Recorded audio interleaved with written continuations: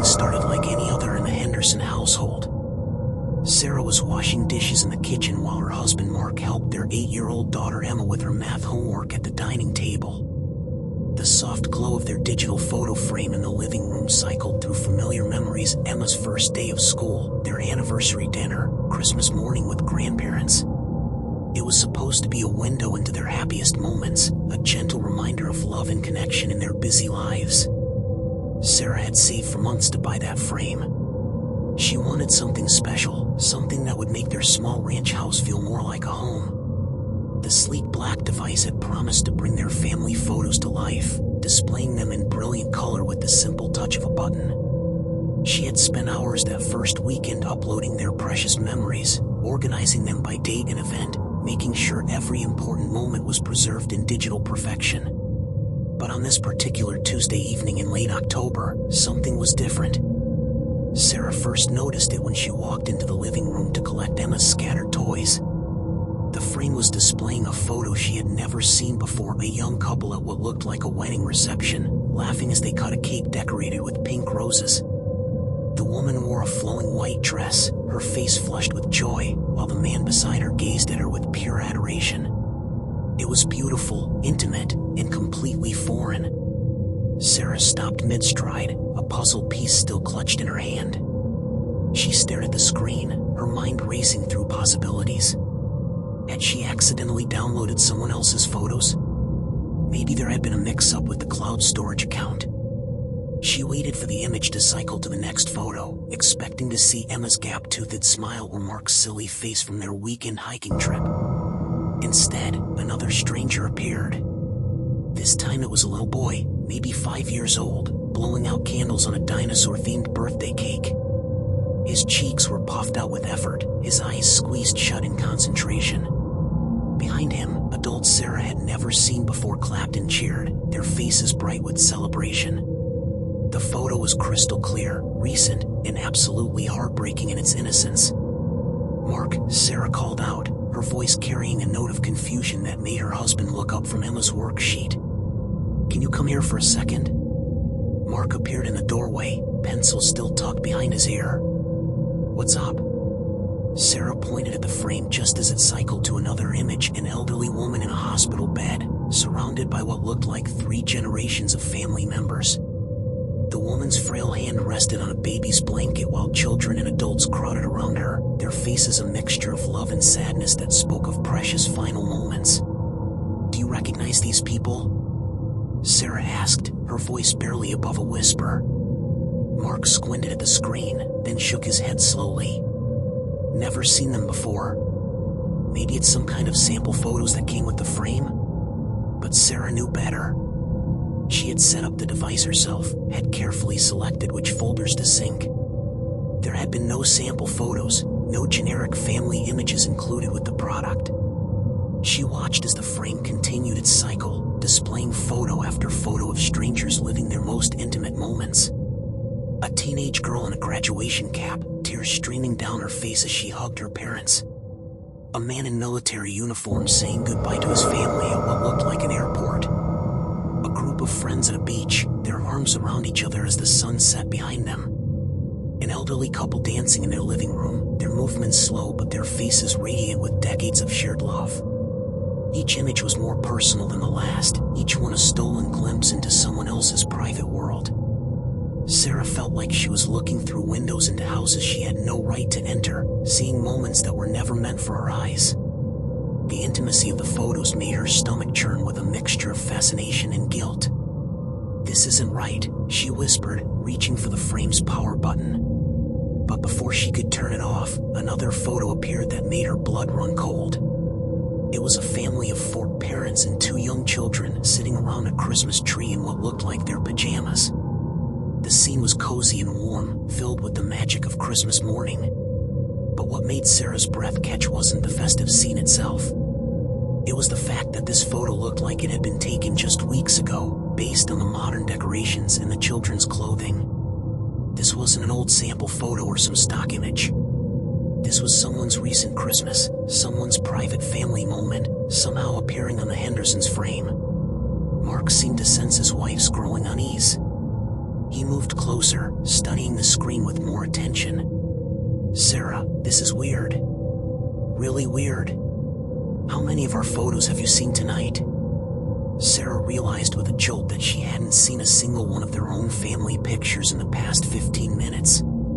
The frame seemed to be exclusively displaying images of strangers. She grabbed the remote and tried to manually navigate to their photo folders, but the device didn't respond to her commands. The images continued their relentless cycle, showing her intimate moments from lives she didn't know, families she had never met. A baby's first steps, captured mid-wobble as tiny hands reached towards someone off camera. A woman in a hospital bed holding a newborn, her face exhausted but glowing with new mother's love. A family at a funeral, their grief raw and private as they said goodbye to someone they clearly cherished. A couple's engagement, the man down on one knee in what looked like their own backyard while the woman covered her mouth in surprise. "Mommy, Daddy, what are you looking at?" Emma's voice broke the tense silence. She had finished her homework and wandered into the living room, drawn by her parents' hushed conversation. Sarah quickly moved to block Emma's view of the frame.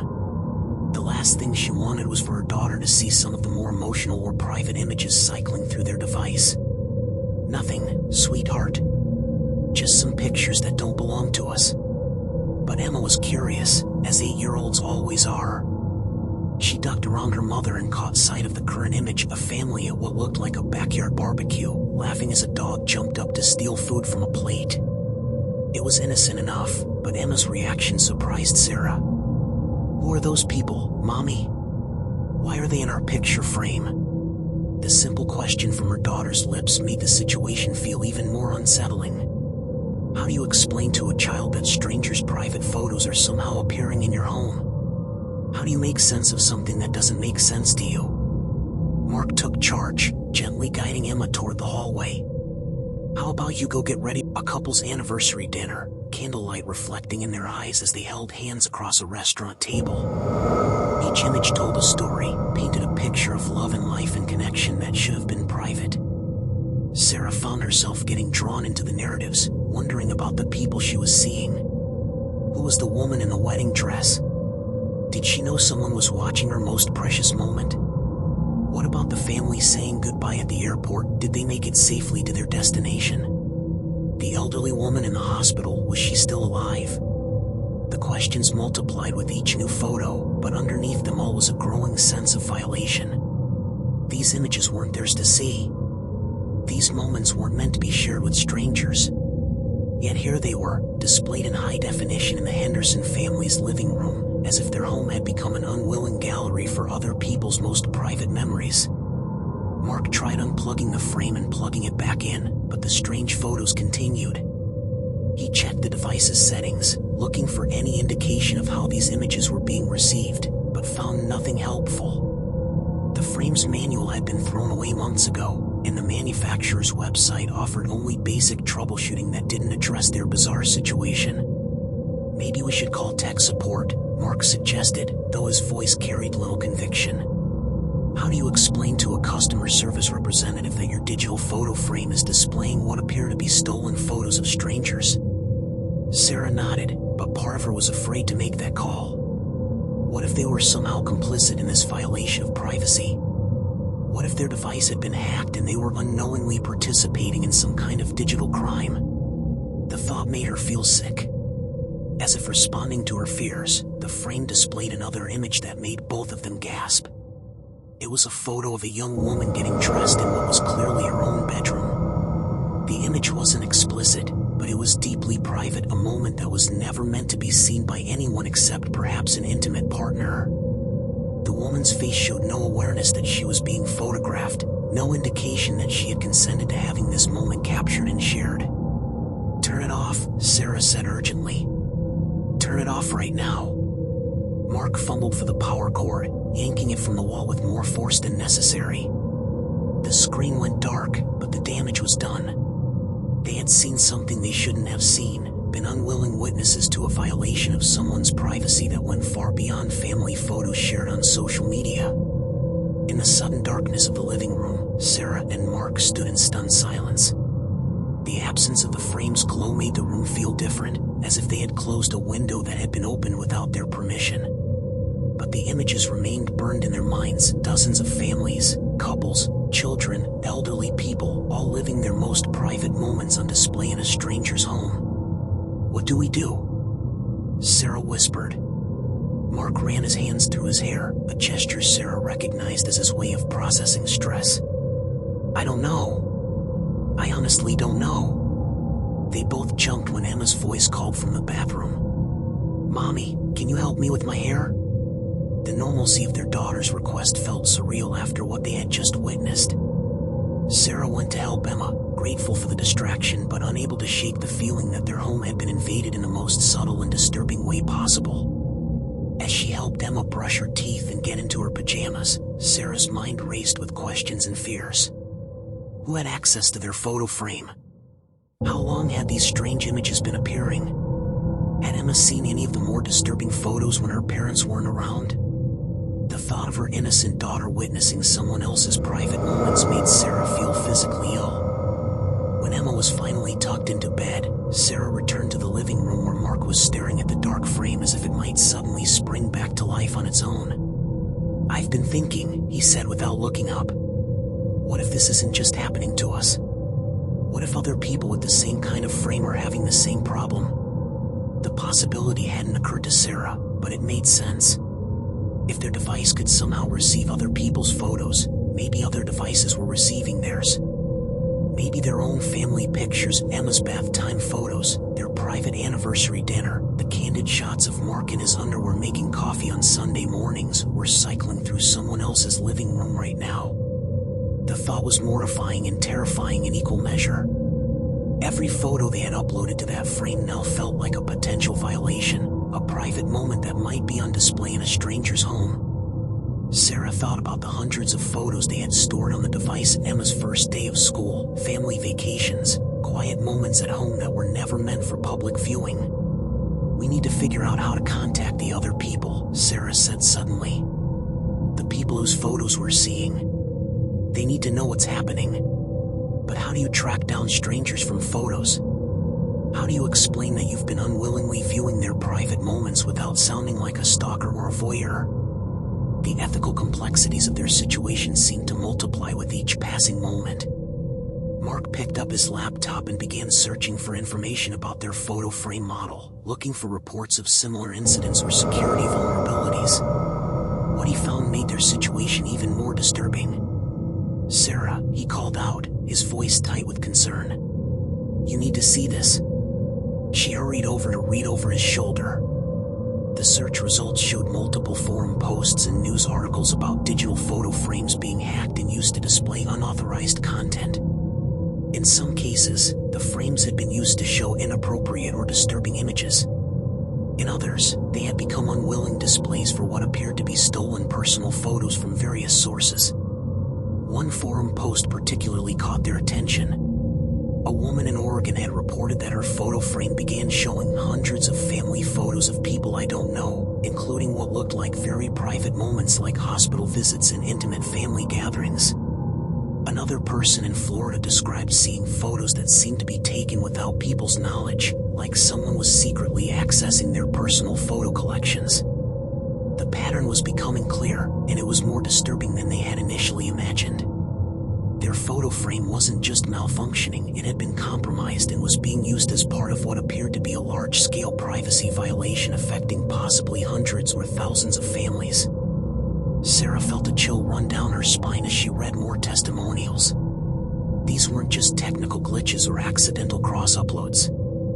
Someone, somewhere, had deliberately gained access to personal photo collections and was using compromised devices to display stolen intimate moments.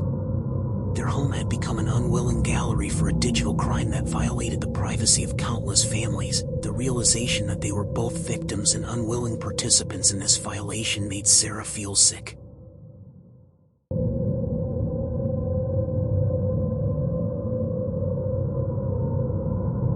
Every photo they had seen that evening represented a family whose privacy had been shattered, whose most precious moments had been stolen and put on display without their knowledge or consent.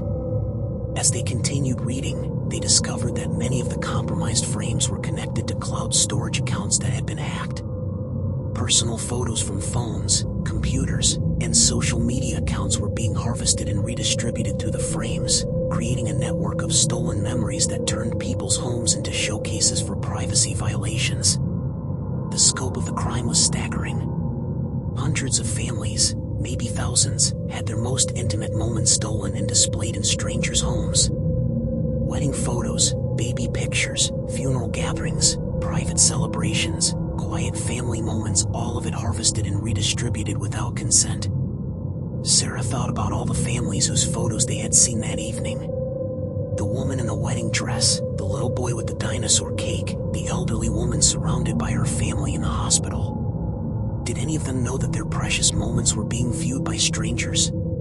Did the woman getting dressed in her bedroom know that her private moment had been captured and shared? The weight of what they had witnessed pressed down on them both.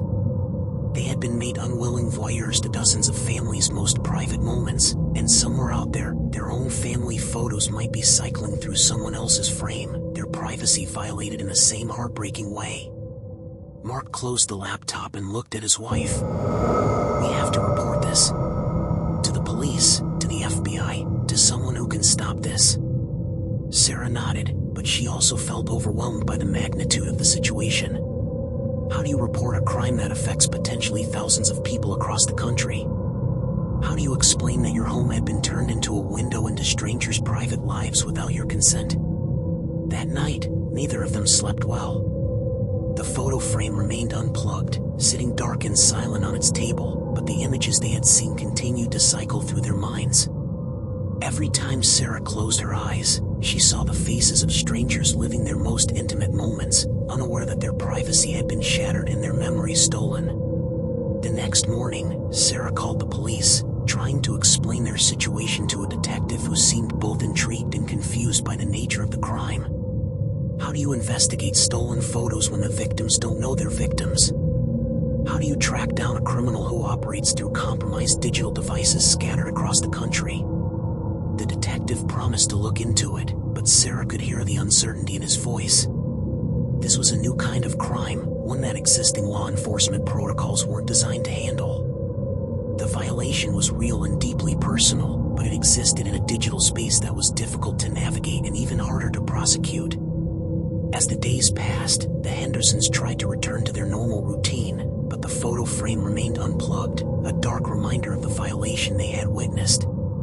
They had contacted the manufacturer, reported the incident to the FBI's cybercrime division, and shared their story on the same forums where other victims had posted their experiences.